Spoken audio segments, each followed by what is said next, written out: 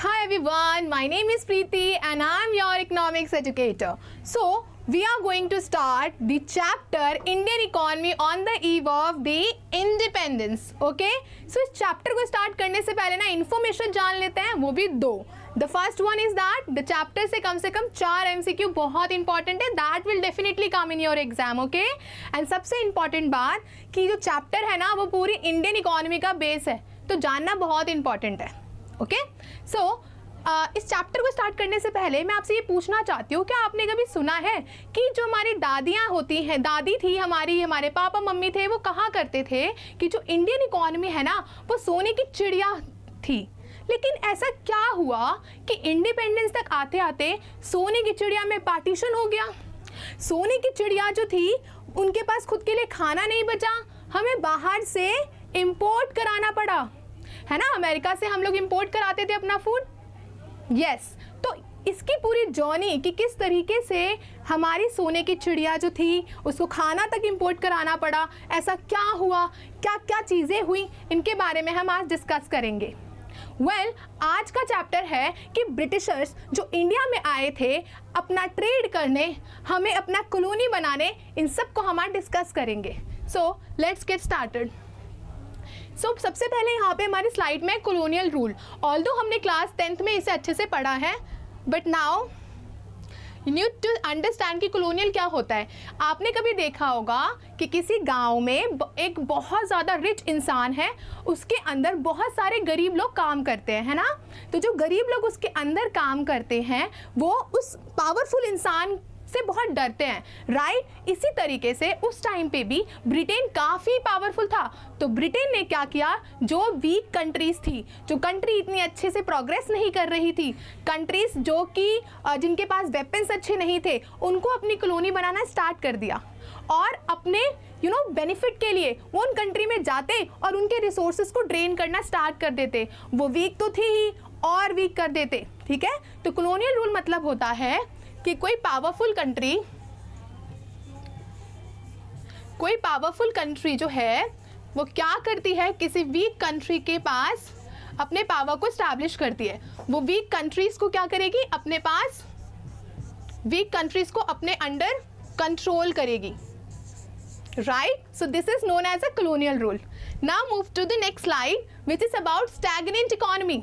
आपको पता है, जैसे मैंने बोला था स्टार्टिंग में कि हमारा भारत सोने की चिड़िया थी. तो सोने की चिड़िया का मतलब है कि हमारी इंडियन इकोनॉमी में बहुत अच्छा प्रोडक्शन होता था. हमारी जो इंडियन इकोनॉमी थी वो वाइब्रेंट इकोनॉमी थी, मतलब लोग अपने अकॉर्डिंग प्रोडक्शन कर रहे थे, लोग मार्केट से सामान ला रहे थे, लोग बहुत खुश थे. लेकिन जैसे ही ब्रिटिशर आए उन्होंने क्या किया, हमारे जो एग्रीकल्चर वाला एरिया है, जो हमारी इंडस्ट्रीज़ है, जो पूरे दुनिया में बहुत फेमस थी, उनको एक्सप्लॉइट करना स्टार्ट कर दिया. और जो हमारी इंडियन इकोनॉमी क्या थी बच्चा, वाइब्रेंट थी. हमारी इंडियन इकोनॉमी क्या थी, वाइब्रेंट. वो क्या बन गई, स्टैग्नेंट बन गई, स्टैग्नेंट इकोनॉमी बन गई, राइट. स्टैग्नेंट मीन्स कि जो ब्रिटिशर्स कहेंगे आपको वही करना पड़ेगा. ऐसा होता है ना, टीचर कहती है stand up, move side, move right, left, जो भी वो बोलती हैं, ऑर्डर देती हैं, हम वही करते हैं, राइट. तो वैसे ही जब ब्रिटिशर्स आए तो उन्होंने इंडियन इकोनॉमी के लोगों को बोला कि भाई देखो, तुमको यही एग्रीकल्चर करना है, तुमको यही काम करना होगा, तुम्हें यही इंडस्ट्री में काम करना होगा. तो ये कैसे हो रहा है, इसको हम नेक्स्ट स्लाइड से अच्छे से जान लेंगे. Now we have Indian economy before colonial rule. हमारी इंडियन इकोनॉमी मैं पहले ही स्टोरी में डिस्कस कर चुकी हूँ. सोने की चिड़िया, इट मीन्स कि वो बहुत ज़्यादा प्रॉस्परस थी. प्रॉस्परस मीन्स काफ़ी सारे रिसोर्सेज से भरा हुआ था. मैंने बोला है ना कि इंडिया का एग्रीकल्चर टॉप नॉच था, है ना, और एग्रीगेन इकोनॉमी थी. अब यहाँ से MCQ का मोस्ट इंपॉर्टेंट क्वेश्चन स्टार्ट करूँगी. फर्स्ट क्वेश्चन कि 85% लोग जो थे ना वो गाँव में रहते थे. कहाँ रहते थे बच्चा, रूरल एरियाज में रहते थे, रूरल एरिया में रहते थे. डन.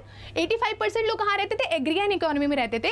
और उनमें से भी 72%, यहाँ लिख देती हूँ आपके लिए इंपॉर्टेंट होगा, 72% लोग जो थे वो एग्रीकल्चर में इंडल्ज थे. किसमें इंडल्ज थे बच्चा, एग्रीकल्चर में इंडल्ज थे. They were totally dependent on agriculture, okay. And यहाँ पे ना एक साइंटिस्ट इकोनॉमिस्ट जिसे हम कहते हैं, एक इकोनॉमिक्स, एक साइंटिस्ट जो एग्रीकल्चर को स्टडी किया, उन्होंने पर कैपिटा इनकम को स्टडी किया कि वहाँ के लोग कैसे रहते थे, उनका नाम था VKRV राव। क्या नाम था बच्चा? VKRV राव। बहुत इंपॉर्टेंट है ये MCQ, हमेशा CUT के एग्जाम में, क्लास 12 एग्जाम में आता है, तो इसे नोट कर लेना।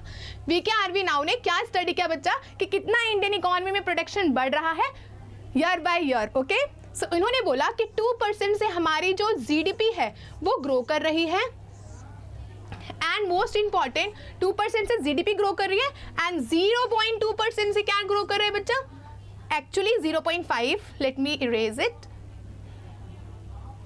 0.5% से हमारी पर कैपिटा इनकम ग्रो कर रही है। क्या ग्रो कर रही है? पर कैपिटा इनकम, लोगों की पर कैपिटा इनकम ग्रो करेगी। ये MCQ हमेशा क्वेश्चन, CUET में क्वेश्चंस हमेशा पूछे जाते हैं, क्लास 12 के लिए तो बहुत इंपॉर्टेंट है ना। Move to the next slide. अब एक बात बताओ कि जो ब्रिटिशर्स थे वो इंडिया में आए क्यों थे? हमने पढ़ा कि उनके यहाँ पे कुछ इंडस्ट्रियलाइजेशन प्रोसेस हो रहा था, है ना। तो स्टोरी को अभी देख लेना एक टाइमलाइन से। ब्रिटिशर्स, जो ब्रिटेन था ना, ब्रिटेन में हो रहा था बेटा इंडस्ट्रियलाइजेशन। क्या हो रहा था? इंडस्ट्रियलाइजेशन हो रहा था, इंडस्ट्रियलाइजेशन हो रहा था, ठीक है।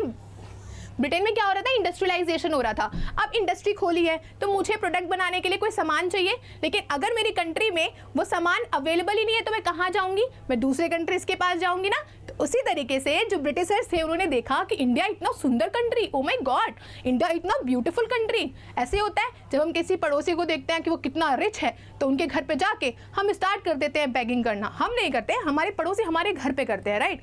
सपोज कर लो कि आपका पड़ोसी बहुत गरीब है एंड वो आपके घर पे आया है और वो आपसे बेगिंग कर रहा है कि प्लीज़ मुझे थोड़ा सा पैसा दे दो, मेरे पास पैसा नहीं है। ऐसा करते हैं ना, बोरो करते हैं ना वो। उसी तरीके से ब्रिटिशर्स जो थे वो इंडिया में आते हैं क्योंकि वहाँ पे इंडस्ट्रियलाइजेशन हो रहा है, और वो क्या करते हैं, यहाँ पे रॉ मटेरियल्स ले लेते हैं। क्या करेंगे? रॉ मटेरियल्स लेंगे। बाय, बिकॉज यहाँ का एग्रीकल्चर अच्छा है। तो जो ब्रिटिशर्स थे ना, जो बेटा ब्रिटिशर्स थे, उन्होंने इंडिया में आए। इंडिया में आने के बाद उन्होंने क्या किया, यहाँ की एग्रीकल्चर से जो रॉ मटेरियल है वो इंपोर्ट कराना स्टार्ट कर दिया। रॉ मटेरियल जो था एग्रीकल्चर से, रॉ मटेरियल जैसे कि कॉटन, इंडिगो, ये सब अपनी कंट्री में क्या करना स्टार्ट कर दिया बच्चा? इंपोर्ट कराना स्टार्ट कर दिया। इनकी कंट्री में इंपोर्ट हो रहा है। ओके, और एक बात बताओ, इंडिया उस टाइम पे भी ना बहुत बड़ा मार्केट था, आज भी बहुत बड़ा है ना, उस टाइम पे भी बहुत बड़ा मार्केट था। तो ब्रिटेन्स को ना अपना सामान बनाना था, और ब्रिटेन में इतने लोग थे ही नहीं खरीदने वाले, तो वो प्रॉफिट कैसे कमाते हैं ना। तो इसलिए उन्होंने ब्रिटेन में क्या किया, ब्रिटेन में जो भी सामान बनाया, जो भी वो इंडस्ट्री से प्रोडक्ट बना रहे थे, वो इंडिया में आके डंप करते चले गए, है ना। तो ये इनका एक सोर्स हो गया कि वो इम्पोर्ट तो रॉ मटेरियल करते थे, लेकिन उन्होंने क्या किया, इन्होंने एक्सपोर्ट करने लग गए प्रोडक्ट्स को। दे वर एक्सपोर्टिंग प्रोडक्ट को क्या करने लगे बच्चा? ये एक्सपोर्ट करने लगे। Done. Now move to the next slide. Agriculture sector. अब हम ये पढ़ेंगे कि जब ब्रिटिशर्स इंडिया में आए, अब यहाँ से आपके चैप्टर्स का मोस्ट इंपॉर्टेंट पार्ट स्टार्ट होता है। वो एक इनिशियल पार्ट था। ये क्या है, इंडियन इकोनॉमी में आने से पहले जो ब्रिटिशर्स थे उन्होंने एग्रीकल्चर सेक्टर पे अपने क्या क्या इम्पैक्ट दिए, क्या क्या एक्सप्लॉयटेशन किया। फिर इंडस्ट्रियल सेक्टर पे उन्होंने क्या क्या इम्पैक्ट किया। देन फॉरेन ट्रेड पे उनका क्या इम्पैक्ट रहा, और डेमोग्राफिक कंडीशंस पे, है ना, कि बच्चे थे, उनका एजुकेशन कैसा था, हॉस्पिटलाइजेशन कैसा था, है ना, ये सब चीज़ें। हम रिसोर्सेज उन्होंने कैसे एलोकेट किए थे। फिर आता है purpose occupation structure, then we have infrastructure, है ना। तो उनके क्या क्या सारे इनमें इम्पैक्ट आए थे, इन सारे सेक्टर्स में हम 1 by 1 देखेंगे। इस चैप्टर में मेजरली हमें एग्रीकल्चर के बारे में बात करना है, नेक्स्ट वाले चैप्टर में हम इंडस्ट्रियलाइजेशन के बारे में बात करेंगे। अगर हमें एग्रीकल्चर सेक्टर को बात करना है ना, सबसे इंपॉर्टेंट यहाँ पे हमें 3 टायर सिस्टम जानना होगा। MCQ पॉइंट, 3 टायर सिस्टम क्या होता है? 3 टायर सिस्टम देखो, let me add the another slide. Okay, देखो बेटा, यहाँ पे हमने क्या किया, एक ट्राइंगल बना लिया, ठीक है। 3 टायर सिस्टम समझ रहे हैं। सबसे पहले ना ब्रिटिशर्स आए, उन्होंने बोला कि यहाँ का एग्रीकल्चर इतना बढ़िया है, क्यों ना इन एग्रीकल्चर लैंड्स को डिवाइड कर दिया जाए, है ना, और यहाँ पे एक आदमी को अपॉइंट किया जाए, क्योंकि हम तो बड़े बिजी आदमी हैं, हम गाँव के लोगों के मुँह नहीं लगते, है ना, ऐसे ही होता है, तो गाँव के लोगों के मुँह नहीं लगना ना, ऐसा उनका माइंडसेट था। वैसे भी हमें वो क्या पागल समझते थे लेकिन वो पागल, बट हमें समझते थे, है ना, क्या करें अब हम। तो ब्रिटिशर्स जो थे ना they were dividing the whole agriculture sector. इन्होंने क्या किया, लैंड्स को पहले देख लो, लैंड्स है, लैंड्स को इन्होंने डिवाइड कर दिया। वहाँ पे क्या किया इन्होंने, एक खड़ूस जमींदार अपॉइंट कर दिया। क्या अपॉइंट कर दिया, जमींदार अपॉइंट कर दिया इन्होंने, जमींदार अपॉइंट कर दिया। जमींदार के नीचे क्या किया इन्होंने, फार्मर्स को काम पे लगा दिया। ओके, जमींदार उनके नीचे फार्मर्स। अब जमींदार्स को इन्होंने ऑर्डर दिया, देखो हम तो इतना फ्री नहीं है, तुमको क्या करना है, तुम इस पूरे एरिया को देखोगे और ये जो फार्मर्स है ना, फार्मर्स गरीब लोग, इनसे तुम काम कराओगे, ठीक है, और ये जो भी प्रोडक्ट बनाएंगे, जो भी यहाँ पे ग्रो करेंगे, ठीक है, फूड क्रॉप्स, आप उनको क्या करोगे, उनसे लोगे आप टैक्स। क्या लोगे, टैक्स लेंगे। अब इन्होंने टैक्स लेना स्टार्ट कर दिया। पर पता है जमींदार्स को बोला गया ब्रिटिशर्स के द्वारा कि देखो तुम ना 10% तक का टैक्स लेना, ठीक है, वो सिर्फ 10% तक का ही टैक्स बोला गया था। लेकिन जो ये फार्मर्स, जो ये जमींदार थे ना, ये बहुत ही ज़्यादा चालू थे। इन्हें ब्रिटिशर्स ने बोला देखो 10% हमें दे दो, बाकी तुम इनका कितना भी पैसा लो, हमें कोई फ़र्क नहीं पड़ता, हमारा 10% फिक्स टाइम पे आना चाहिए। ओके, तो ये 10% जो ये वाला अमाउंट था ना, ये जमींदार इसको इंक्रीज कर सकते थे और इन्होंने 30%, 40%, ना जाने कितना परसेंट जो है लेना स्टार्ट कर दिया, ठीक है। तो थ्री टायर सिस्टम जो है वो एग्जाम पॉइंट ऑफ व्यू से बहुत ज़्यादा इंपॉर्टेंट है। ओके, 3 टायर सिस्टम, पहला आएगा ब्रिटिशर्स, पहले हैं ब्रिटिशर्स, है ना, अभी हमने पढ़ा ब्रिटिशर्स है, फिर उसके बाद आएंगे जमींदार्स, फिर उसके बाद कौन है, फार्मर्स, ये हमने भी डिस्कस किया था। तो ब्रिटिशर्स, जमींदार एंड फार्मर्स, तो इस तरीके से पूरा सिस्टम चल रहा था। ये हमने भी पूरा डिस्कस कर लिया, ये बहुत इंपॉर्टेंट है, एग्जाम में ज़रूर आएगा। नाउ अब हम पढ़ते हैं, actually I have to teach you some important thing here also, कि this system, let's me change the pen, this system ownership right of the land transfer to from farmer to zamindar. सारे मैंने बोला कि land की जो ownership थी वो किसके पास आ गई, जमींदार के पास आ गई, और फार्मर्स को कठपुतली बना दिया कि आप अपना ग्रो करो और उसके बाद जो पैसा टैक्स वगैरह आएगा इनसे हमें दो, और जितना आपको पैसा इनसे फार्मर से चार्ज करना है चार्ज कर लो, है ना। ये सारा इंपॉर्टेंट था। जमींदार जो थे वो क्या वसूल करते थे, लगान। वेरी इंपॉर्टेंट, लगान क्या होता है, लगान होता है एक अमाउंट जो अगर कोई एरिया है वहाँ पे अगर आप कोई काम कर रहे हो तो आपको एज अ टैक्स लगान देना पड़ता है। जैसे कि हमारे हाउस टैक्स जाते हैं ना, अगर हम अपने घर पे रह रहे हैं गवर्नमेंट को हाउस टैक्स पे करना पड़ता है ना, उसी तरीके से। और जैसे अगर आप टेनेंट हो, आप रेंट पे रह रहे हो, तो आपको रेंट पे करना पड़ता है, उस तरीके से। वेल, यहाँ पे इंपॉर्टेंट बात ये है कि लगान मूवी को देख के आना प्लीज़, लगान मूवी देख लेना। अब क्या होता है, if zamindar fails to deposit specified sum of लगान, अगर जमींदार फेल हो जाता है, अगर जो फार्मर्स हैं वो नहीं दे पाते हैं लगान, तो क्या होगा, जमींदार को ना अपनी प्रॉपर्टी तक बेचनी पड़ जाएगी। मतलब ब्रिटिशर्स किसी के सगे नहीं थे, वेरी क्रूल। जैसे हमारा पड़ोसी, क्या वो हमारा सगा है, नहीं है, सेम है। जमींदार जो थे वो इस तरीके से वर्क करते थे। Now okay, commercialisation of agriculture. अब यहाँ पे इंपॉर्टेंट बात आती है कि हम पुअर फार्मर्स, जो हमारी इंडियन इकोनॉमी थी, वहाँ पे क्या होता था, सबसिस्टेंस फार्मिंग होता था। What is subsistence farming ma'am? Subsistence farming होता है, जैसे आपने देखा होगा पहले ज़माने में भी, आप भी होता है गाँव में, कि आपका घर है छोटा सा, उसके पीछे आपके पास बैकयार्ड एरिया है, वहाँ पे हम एग्रीकल्चर कर रहे हैं, राइट, वहाँ पे हमने क्रॉप्स ग्रो कर रहे हैं। अब वो जो क्रॉप्स हम वहाँ पे ग्रो कर रहे हैं और खुद ही खा रहे हैं, हम बेच नहीं रहे हैं, हमें किसी से कोई मतलब नहीं पड़ रहा है, ठीक है। और अगर हमें वो चीज़ें बेचनी होती है तो हम क्या करते हैं, एक बार्टर सिस्टम करते हैं। बार्टर सिस्टम क्या होता है, अपना अनाज दो और मेरे से सामान ले लो। लेकिन यहाँ पे ना एक एग्जाम्पल से समझते हैं। एक ना राजू था और एक रानी थी। राजू रानी को बहुत पसंद करता था, तो राजू ना रानी के लिए रोज़ ले गया, ठीक है, और रानी उसके लिए एक पत्थर ले गई। अब वो रानी उसके लिए पत्थर ले गई तो राजू डर गया, ये कैसा बार्टर सिस्टम है, ये थोड़ी ना चाहता हूँ मैं। तो बार्टर सिस्टम मीन्स एक जगह से दूसरी जगह चीज़ पहुँचाएंगे, लेकिन वो दोनों को पसंद आनी चाहिए। लेकिन यहाँ पे क्या हुआ, वो पत्थर ले गई, उस राजू को पसंद नहीं था, तो ये अनवांटेड बार्टर सिस्टम है, ये बार्टर सिस्टम नहीं कहलाएगा। ये क्वेश्चन आया हुआ है कि बार्टर सिस्टम क्या होता है और बार्टर सिस्टम क्या नहीं होता है, ठीक है। तो बार्टर सिस्टम मीन्स कि वो एक पर्सन राजू और रानी अगर दोनों के लिए रोज लेके आते तो उसे हम क्या बोलते हैं, बार्टर सिस्टम। मतलब जो उसको चाहिए जो उसको चाहिए वो दोनों एक दूसरे को दे रहे थे, बार्टर सिस्टम होता है। तो पहले लोग इसी पे डिपेंडेंट थे, लेकिन जब ब्रिटिशर्स आए तो उन्होंने एग्रीकल्चर क्या कर दिया, कमर्शलाइजेशन कर दिया। What is commercialisation ma'am? Commercialisation मतलब होता है कि हम पहले सामान बेचते नहीं थे ना, अपना प्रोडक्ट बेचते नहीं थे, अब हम बेचेंगे। अब जो भी हम प्रोड्यूस करेंगे अपने छोटे से लैंड पे, वो हम क्या करेंगे, वो बाहर हम सेल कर देंगे, है ना, बाहर हम बेच देंगे, यही होता है। तो ये जो होता है वो हमारा कमर्शलाइजेशन होगा।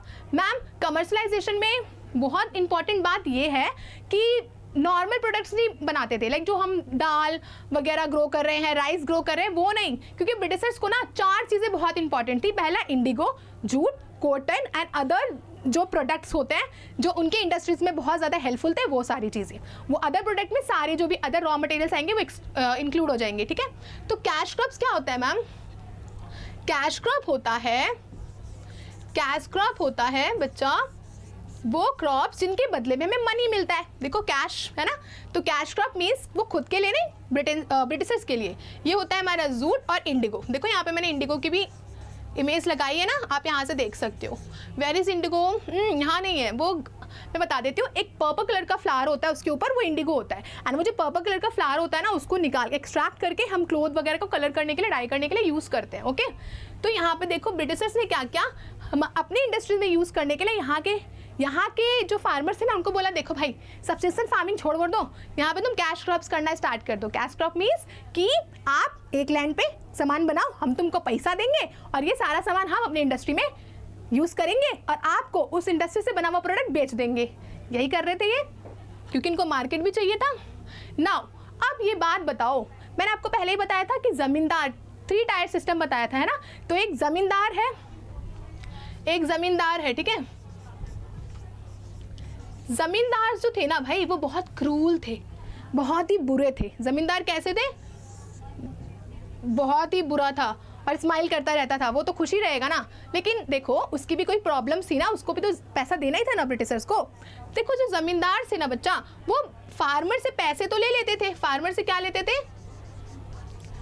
मनी तो ले लेते थे, लेकिन अब वो क्या ग्रो करा रहे हैं ब्रिटिशर्स उनसे? कैश क्रॉप्स ग्रो करा रहे हैं। और एक बात बताऊं, कैश क्रॉप्स जो है ना, अगर आप वो किसी लैंड पे ग्रो कराते हो ना, तो वो जो लैंड है वो बिल्कुल फर्टाइल नहीं बचती, वो बिल्कुल ख़राब हो जाती है। और ज़मींदार जो टैक्स लेते थे, इनसे पैसा लेते थे, उनसे इनके लिए इनकी लैंड पे कोई इरिगेशन फैसिलिटीज़ या कोई भी फैसिलिटीज़ प्रोवाइड भी नहीं करते थे। एक बात बताओ, मुझे किसी ने कहा कि जाओ भाई, जाओ मैम, आप जाओ वहाँ से पैसा ले आओ। मैं वहाँ से पैसा लेके आई और बोला गया मुझे कि ना थोड़ी हेल्प भी कर देना, लेकिन मैं तो क्रूल हूँ, मैं क्यों उन लोगों की हेल्प करूँगी? उन पुअर्स की हेल्प मैं क्यों करूँगी? नहीं करूँगी, राइट। तो इसी तरीके से ज़मींदार जो थे उनकी हेल्प नहीं करते थे, एंड जो पुअर थे वो डेट में। डेट क्या होता है मैम? डेट मतलब बोरोइंग। बोरोइंग क्या होता है? उधार, ठीक है। हम उधार ले रहे हैं किसी से पैसा, ठीक है। ऐसे ही करते हैं ना, जब हमारे पास पैसा नहीं होता और हमें किसी को देना होता है तो हम उधार ले लेते हैं। सेम यहाँ पे ये चीज़ें हो रही थी, ठीक है।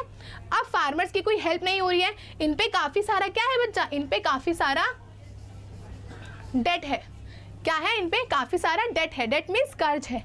तो इन कर्ज वगैरह जो थी, इन सारी चीज़ों की वजह से इनकी लैंड पे प्रोडक्टिविटी भी कम हो गई। लैंड है, उस पर कैश क्रॉप्स उगा रहे हैं। कैश क्रॉप बहुत ही बेकार क्रॉप्स होती हैं, इनसे लैंड खराब हो जाता है। आप कैश क्रॉप्स उगा रहे हो तो ऑब्वियसली सी बात है, और टेक्नोलॉजी भी प्रोवाइड नहीं कर रहे हो, आप इरीगेशन भी नहीं दे रहे हो। इरीगेशन क्या होता है? बारिश के पानी के अलावा अदर फैसिलिटीज़ से अगर हम पानी वहाँ पे उस लैंड पे लेके आएंगे ताकि वहाँ की मिट्टी प्रोडक्टिव बन जाए, वहाँ की मिट्टी काफ़ी अच्छी हो जाए, तो उसके लिए हम इरिगेशन करते हैं, ठीक है। और ना ही उनको फर्टिलाइजर्स देते थे, जिसकी वजह से इनका जो प्रोडक्शन था, इनकी जो प्रोडक्टिविटी थी वो बहुत कम हो गई। सो this is all about what? This is all about agriculture sector. Now in further class we are going to discuss about industrial sector, but